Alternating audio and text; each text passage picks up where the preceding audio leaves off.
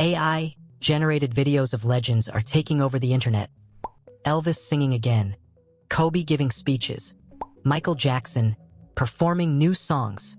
It looks magical, almost emotional.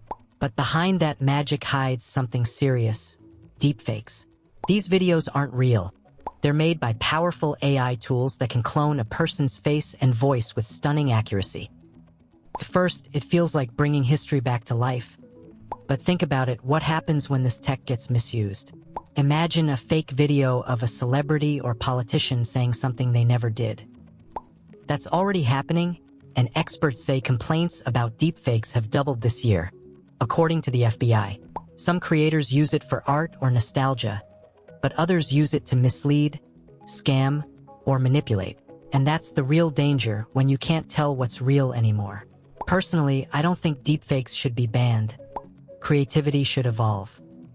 But we do need strict rules, clear labeling, transparency, and smarter detection systems. Because in this new AI era, it's not just about what you see. It's about what you choose to believe. What do you think? Drop your thoughts below and don't forget to like, share, and subscribe for more quick updates.